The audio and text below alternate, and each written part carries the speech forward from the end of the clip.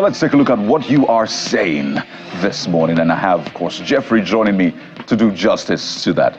There's a lot people are saying, and it borders on a lot of controversy. And that's why we're here to ensure that I'll bring it to the fore. We say we amplify your voice. It's a community show. Say, hey, whatever you're saying, we've been tracking it for the last 24 hours. And on a morning like this, all we do is to bring it to the fore and ensure that, hey, whatever you say is being amplified. I had to repeat that twice. But let's get to this issue of people being killed. The soldiers that were killed, sadly in Okwama, going for the peace mission between Okwama and Okoloma community. And we understand also that the governor of the state had also met with the president because it's a very, very dicey and very difficult situation. It has to be managed sensitively so that it doesn't escalate beyond what it is. But this is what you're saying. This is credited to the Senate president, who says that killers of the 16 soldiers may be mercenaries, not Nigerians. And these are your reactions. The Adwola Michael says, another angle that we're all overlooking is being brought forward by the leader of the Senate. That's what you're saying. You call it yourself the Jagaban of Lagos. Or Jos this time around. Jagaban of Jos, I should say. It looks like the Jagaban of Lagos is taken already. But take a look at what Left underscore 11 has to say about this as well. It's essentially reiterating that point, saying that strongly believes that they may not be Nigerian. So apparently it looks like a lot of people are queuing behind the president of the Senate on this one. And we're wondering why. Is it the way the people were killed? Something is informing that perception that they may not be Nigerian? Because when it comes to the issues that happened in the northern part of Nigeria, we also hear they may not be Nigerian. So let's move on now. Ademo Abdulmumuni says they are Nigerian, known by the people of the community. The community leaders should cooperate sincerely with security forces to fish them out to face the punishments of their deed to serve as deterrent to others. We're fond of supporting criminals which harm us in the long run. So a couple of insights there, but it just speaks to one thing. Nigerians want answers, absolutely. And those answers ought to be given transparently as well. Whether they are Nigerians or not, whether from their outer space or beneath the earth, they must be found and brought to justice transparently. So a couple of more on that point, but that is not the only one or the only conversation making the rounds. It's important we stay with that one and, of course, ensure that you get the answers. But there's an issue around subnational governance that is also making the trends. And this is a statement credited to the Anambra State Governor, Soludo, saying, this is the second time it's trending. Exactly, to fix Bad Road because it was in the constituency of an opposition politician.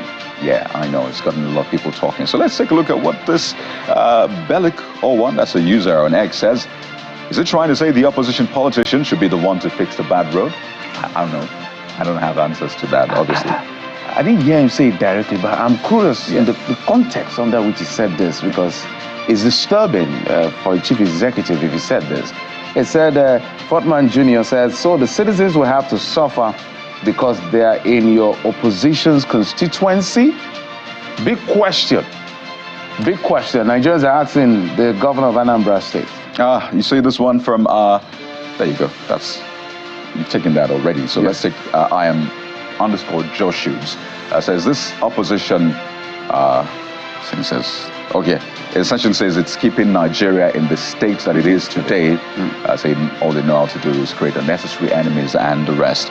So that's from J Hoods there on X. All right, Mr. Bongo says, he calls himself Bongos, or MK Bongo, says, the better living of your people should be your major priority, more like the welfare of your people. But no, you Nigerian politicians choose favoritism and war against progress, a place built on propaganda. Whoa, strong words there. Oh, yes. So I imagine the governor would be doing clearing the air. Yeah, he needs to do an explainer. An explainer of sorts. But you know what? It just raises the conversation around politics. You need to get into that realm to understand the thinking. If you want to change the thinking, you can't change much when you're outside of the ring. But maybe that's a conversation for another day, Jeffrey. Another big story is a statement which you heard the leader of IPOB, Nnamdi Kanu, make earlier on the top stories. And is essentially saying that government officials profiting from Southeast insecurity, saying he will restore peace if freed. Those were major allegations he made there about political affiliations and the rest. So take a look at what Agubasim Malachi says on X, and this essentially saying if the government is interested in peace and security in Southeast, the best thing to do is to release Nnamdi Kanu on bail, and you can see the rest of that right there on screen. So for those of you who don't have the backstory, he's been in detention, he's been held back, court injunctions, court ex parte orders, judgments, back and forth. He went all the way to the Supreme Court, from the High Court and back to the High Court again. And so he's been trying to get bail. So that's why all this conversation is coming. And he said, look, if you release me, you're going to get that peace you're looking for in that region. The statement, this is coming from Chisom, says the statement is actually not sitting well with me. Is he trying to say he knows of all that has been happening in the Southeast? Because how does he intend to stop the insecurity happening in the Southeast after his release if he doesn't know of the actual thing? Okay, that goes to the root of the cause.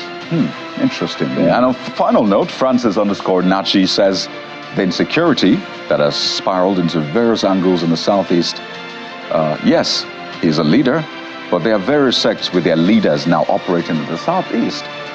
His words alone wouldn't be enough to quell the insecurity going on there now. I see the angle that person is coming from. Maybe the people who started this whole agitation in the South, they started it because of you, Nnamdi Kanu, to get you released and all of that. But now, some criminal elements may have taken over the whole thing, and they are what we call gaming the system. And so you may come and say, oh, people calm down, it's all fine, I'm out of prison, I'm no longer held back.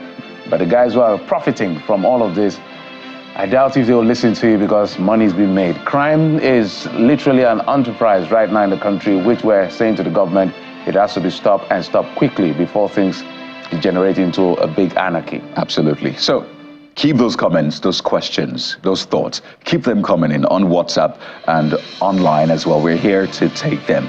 But we need to get into our big conversation, at least first big conversation of the day. If you had a chance to write something in the Constitution, put a provision, insert whatever, what would it be? Join us in a couple of seconds as we walk through that process and get your thoughts in. It's a confab of sorts right here on the morning brief, Jeffrey. It's very interesting. Let's do this. So in case there's something in the Constitution you also want to remove, we also want to hear it. Yeah. So it's a conference, a round table between our guests, you, and all of us. Stay with us. We'll be right back. Absolutely.